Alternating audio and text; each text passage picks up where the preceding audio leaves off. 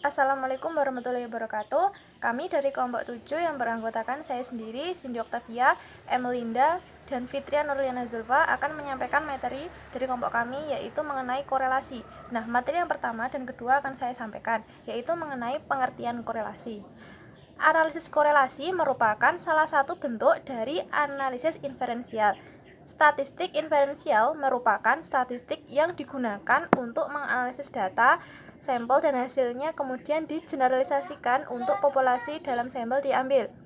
Selanjutnya yaitu menurut Darwinshire, analisis korelasi merupakan hubungan antara dua variabel atau lebih, yaitu antara variabel bebas dan variabel terikat. Hubungan korelasi terdiri atas dua jenis, yaitu bivariate dan multivariate correlation. Bivariate correlation yaitu analisis terhadap hubungan antara dua variabel, satu variabel bebas dengan satu variabel terikat. Sedangkan multivariate correlation yaitu analisis hubungan antara lebih dua variabel bebas. Nah, korelasi ini merupakan salah satu teknik analisis statistik yang paling banyak digunakan oleh peneliti karena pada umumnya tertarik terhadap peristiwa-peristiwa yang terjadi dan mencoba untuk menghubungkannya. Yang kedua yaitu penggunaan korelasi.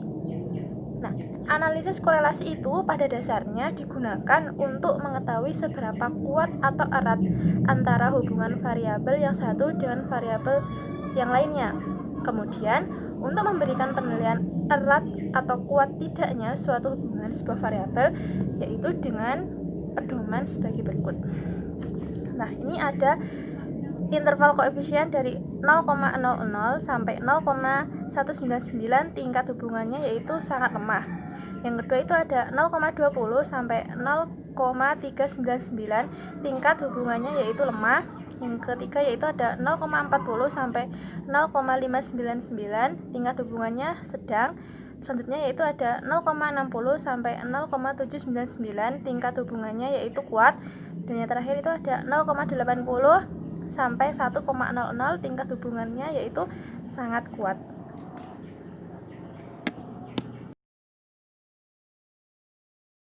Baik, selanjutnya saya Emelinda akan menjelaskan mengenai rumus serta langkah-langkah perhitungan dari analisis korelasi. Langsung saja kita masuk ke dalam pembahasan rumus analisis korelasi.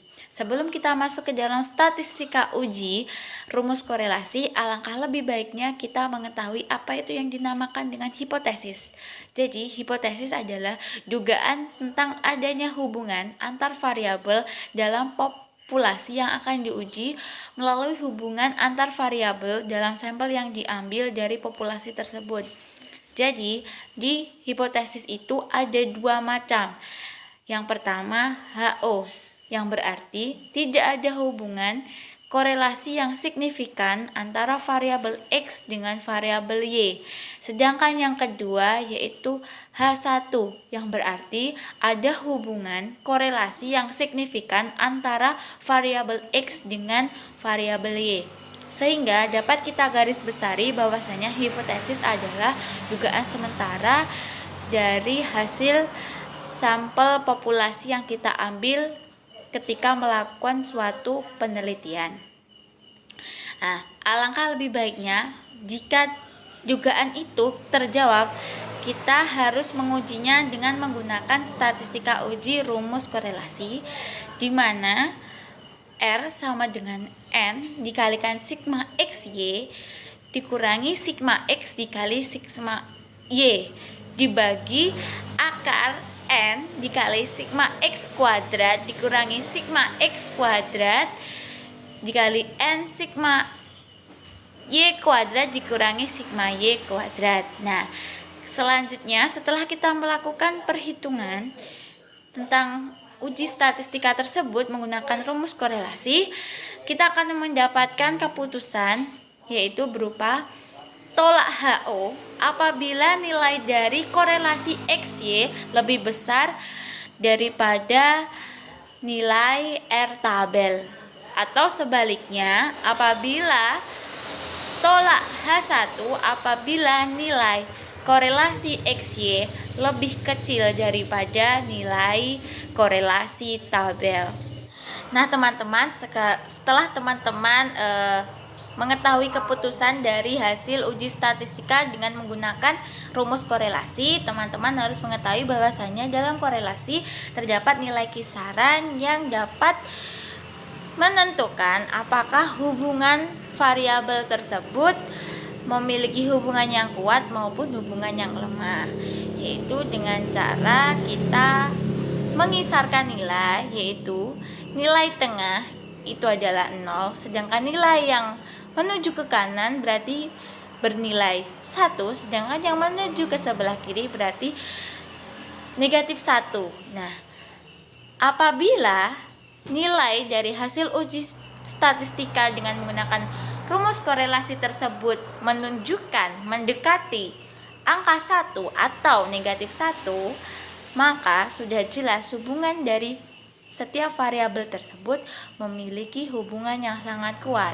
Sebaliknya, apabila nilai dari variabel tersebut atau nilai dari uji statistika dengan menggunakan rumus korelasi mendekati angka 0, sudah jelas didapatkan hasil bahwasannya hubungan antar variabel tersebut memiliki hubungan yang sangat lemah. Baik, selanjutnya saya akan menjelaskan mengenai langkah-langkah perhitungan dari rumus analisis korelasi. Ada dua cara yang akan saya gunakan dalam langkah-langkah perhitungan analisis korelasi. Yang pertama dengan menggunakan perhitungan manual, dan yang kedua dengan menggunakan bantuan program SPSS. Langsung saja yang pertama dengan menggunakan perhitungan manual. Yang pertama-tama atau langkah pertama, teman-teman harus menentukan hipotesis penelitian. Dan yang kedua, teman-teman membuat tabel seperti yang ada di atas saya ini. Kemudian yang ketiga, teman-teman harus mencari R hitung atau korelasi hitung dengan menggunakan percent product moment, yaitu memasukkan hasil nilai dari tabel tersebut ke dalam rumus. Kemudian yang langkah keempat, teman-teman harus menguji signifikasi dengan rumus, yaitu T hitung atau nilai hitung sama dengan R akar N dikurangi 2 dibagi akar 1 dikurangi R kuadrat. Selanjutnya langkah yang kelima, teman-teman melakukan hipotesisnya. Sudah saya jelaskan tadi ya, jika T hitung lebih besar dari T tabel maka tolak HO. Sedangkan jika T hitung kurang dari T tabel maka terima HO. Dan langkah yang terakhir adalah hasil. Seperti yang telah saya jelaskan tadi, bahwasanya dalam korelasi tersebut ada nilai kisaran ya, yang menentukan seberapa kuat dan seberapa lemahnya hasil nilai statistika uji dari data tersebut. Dan yang terakhir yaitu dengan menggunakan perhitungan dengan menggunakan program SPSS. Yang pertama, teman-teman harus membuka ya aplikasi atau program SPSS. Langkah pertama yang harus teman-teman lakukan setelah membuka program SPSS yaitu dengan cara mengklik variabel view pada gambar di atas seperti ini. Kemudian pada kolom name pada baris pertama diisi dengan X dan baris kedua diisi dengan Y. Kemudian pada kolom desimal diganti dengan angka 0.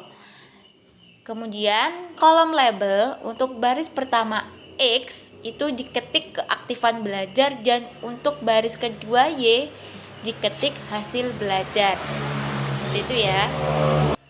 Selanjutnya langkah kedua, teman-teman harus mengklik data view, kemudian ketikkan masing-masing data X dan data Y seperti ini. Selanjutnya langkah ketiga, teman-teman harus mengklik menu analysis, pilih correlate dan pilih be variable seperti ini ya. Selanjutnya, langkah yang keempat, teman-teman harus memindahkan X dan Y ke kotak variabel, kemudian ditandai pilihan pada kotak person, to toilet, dan flag significant correlation, seperti gambar yang ada di atas ini. Dan yang terakhir, langkah kelima yang harus teman-teman lakukan yaitu klik option dan tandai pilihan pada kotak mean dan standard deviation, lalu klik continue, kemudian oke, seperti gambar yang ada di atas ini. Nah, sehingga diperoleh nilai dari R tabel atau korelasi tabel sama dengan korelasi 10 yang mendapatkan hasil 0,632.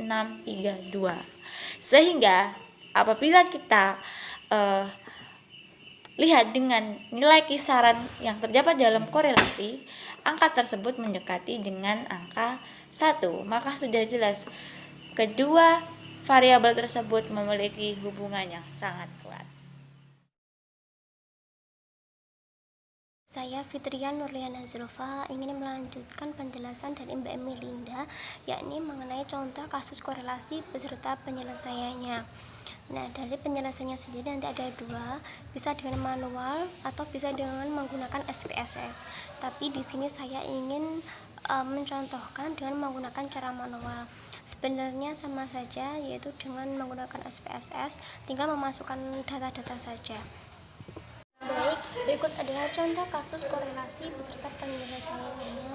Nah, kami mengambil contoh seorang peneliti hendak melakukan penelitian mengenai hubungan motivasi dengan hasil belajar matematika siswa kelas 10 SMA Persada Karya pada tahun ajaran 2011-2012 dengan menggunakan tabel person product moment. Nah, yang ditanyakan di sini adalah apakah ada hubungan yang signifikan antara motivasi dengan hasil belajar matematika siswa kelas 10 SMA Persada Karya tahun ajaran 2011-2012.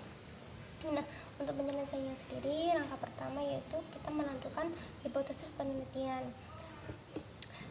H0 menunjukkan bahwa tidak ada hubungan yang signifikan antara motivasi dengan hasil belajar matematika siswa kelas 10 SMA Persada Karya tahun ajaran 2011-2012.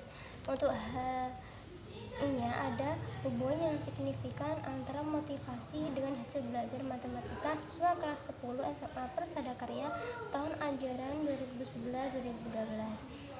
Kemudian untuk langkah kedua, yaitu dengan membuat tabel. Isi dari tabel sendiri yaitu semua data-data kita masukkan.